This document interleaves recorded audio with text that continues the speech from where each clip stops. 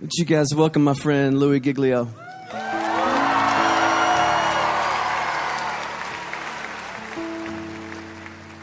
You guys can have a seat. Thank you so much. Man, what a great confession. We're calling this, I think you knew this already, the How Great Is Our God Tour. Not just because God has given Chris this phenomenal song that circled the globe, but we're calling it the How Great Is Our God Tour because we are here tonight worshiping a God that is far beyond anything we could ever dream of or imagine. We are here tonight to worship a huge, massive God of grace and glory. If there's anything that could happen tonight, our heart is that we will leave tonight with at least a couple of things having happened to us. One being that our view of God will be completely blown up all over again, and that the view that we have of God will be expanded in this place tonight. And that we will leave here with the confidence that He is able to hold on to us and hold us together no matter what circumstances come our way in this lifetime.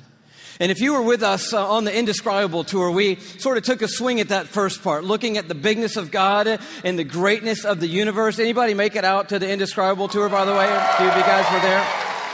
The story of it in a nutshell was that the heavens are telling the glory of God. Their expanse declares the work of His hands. In other words, all you have to do is look up and you see the size of the God that we're worshiping tonight. We ended that, just a little review, with this galaxy right here, the Whirlpool Galaxy. You're like, man alive, we're talking about astronomy at a Christian worship service. Why not? The God that we're worshiping tonight is the one who created that right there. It's called the darling of astronomy. The reason why is it's sitting completely perpendicular to us on Earth. And when we look up at it, we get this beautiful view. But check this out. The Whirlpool Galaxy is 31 million light years away from where you're sitting right now. Okay, they got nothing in here tonight. 31 million light years away. That's just the first little thing we got to catch up with tonight. By the way, the story opens like this. In case you forgot, in the beginning, God created the heavens and the earth, and He said, "Let there be light," and there was light. And that was a phenomenal moment when that happened, because light came out of the mouth of God traveling 186,000 miles a second. That's how fast light is traveling through the universe. And so a light year, therefore, is how far light travels in 1 year, and I'll do the math for you. It's 5.88 trillion miles is a light year. So, as we talked about before, when you start to get around in the neighborhood of God, the mile is not going to help you. The yardstick, the ruler, the tape measure, these things are of no value in the universe that God has made. We're using a ruler called a light year that's 5.88 trillion miles long. And if you'd like to go to the Whirlpool Galaxy, be my guest. All you have to do is multiply 31 million, that's how many light years it is away, by 5.88 trillion miles, and that's the distance that you've got to cover. Anybody with me so far? I'm wondering, are there any science lovers here tonight? Because we're going to have a little scientific content tonight, and I need to know if anybody's going to be with me so far. So you do the math, or you could look at it a different way. You just have to travel 186,000 miles a second for 31 million years, and voila, you will arrive at the Whirlpool Galaxy.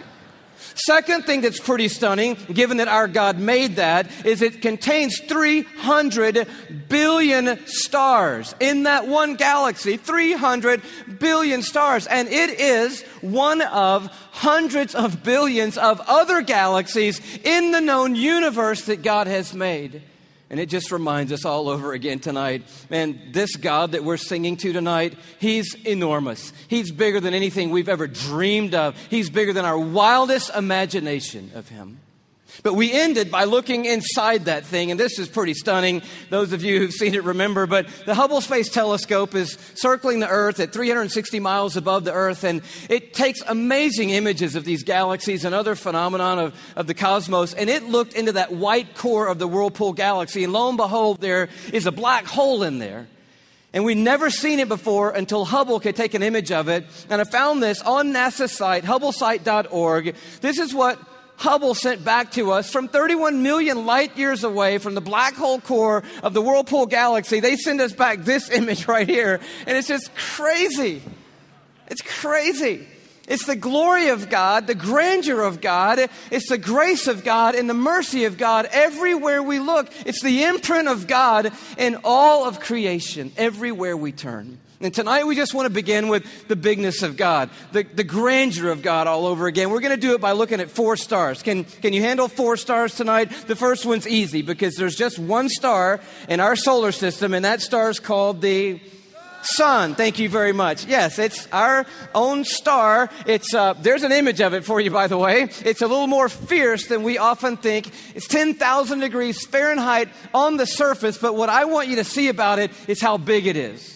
It's 93 million miles away, so when you're looking up in the sky, it's pretty good pace out there. By the way, light traveling 186,000 miles a second. It's only taken 8 minutes to cover that 93 million mile journey to touch your skin here in Atlanta, Georgia. But what I want you to see is the size of it. It's like 1,000,000 times the size of the earth, and that matters to us tonight. When you hear what the psalmist said, listen to his words. By the word of the Lord, this is Psalm 33, the heavens were made. In other words, God didn't lift a finger when he made the universe. By the word of the Lord, the heavens were made. But he goes on to say, their starry hosts by the breath of his mouth.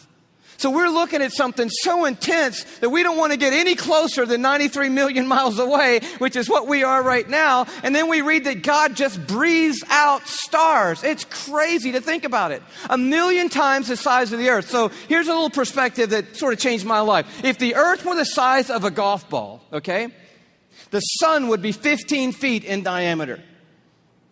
Okay, that didn't seem to move anybody either, so let me try it a different way. Let me just try it just a different way. I thought I might need this, so I brought a golf ball, okay? So all through the evening, this is going to represent Earth, all right? So this is where we are. I need everybody in the building to look as closely as you can and find yourself, okay? And when you found yourself, I want you to nod your head so that I know you've located you on the earth, okay? You're nodding your head? Okay, you found yourself. If the earth were a golf ball, the sun would be 15 feet in diameter. That's not 15 feet in diameter. Can we blow that up just a hair, maybe give them 15 feet in diameter? So here's a little perspective for you, okay? Is this working for anybody? Here we are on the earth, and that's the sun. It's so big. It's so big, you could put 960,000 Earths inside the sun. So if the earth were a golf ball and the sun were 15 feet in diameter, you could put 960,000 golf balls inside that 15-foot in diameter sun. That's enough golf balls, by the way, because I know that seems like a big number, to fill a school bus with golf balls could fit inside the 15-foot in diameter sun. It's a massive star, and it's one of hundreds of billions of stars in the Milky Way galaxy, our cul-de-sac in the neighborhood called the cosmos that God has made. It's huge, and we're worshiping a star-breathing God tonight. But I want to tell you about the second star, okay? Because the second star absolutely wrecked my life. I heard about it when I was a high school student here in Atlanta. One of our youth leaders did a talk, and he mentioned this star. I didn't know how to talk to God for about 2 months after I heard about this star. It's called Betelgeuse or Betelgeuse. You can pick your pronunciation. I'm obviously going with Betelgeuse. And Betelgeuse is incredible. Here it is in the night sky. I know it doesn't look incredibly ferocious, but it's 427 light years away. So that's 427 times 5.88 trillion miles away from us right now. Draw it in a little closer with the Hubble Space Telescope, and you can start to get a little bit of the feeling of its intensity. But this is the crazy thing about Betelgeuse. Are you ready for this? Betelgeuse is twice the size. Are you ready? You think I'm going to say twice the size of the sun? Oh no, it's twice the size of the Earth's orbit around the sun, Betelgeuse is. It's crazy. If the earth were a golf ball, Betelgeuse would be the height of 6 Empire State Buildings on top of each other. Now, come on. Have you seen the Empire State Building? I mean, maybe what you're going to need to do is gather the family, get a golf ball, get some plane tickets, and fly up to New York. And you're going to go into Midtown, you're going to take your golf ball and put it on the sidewalk outside the Empire State Building. Don't worry about people thinking you're crazy. They're not even going to notice you in New York. You're going to go across the street. You're going to look up at the Empire State Building and imagine 5 more Empire State Buildings on top of the Empire State Building. That's Betelgeuse, and that's the earth, and somewhere you're on it.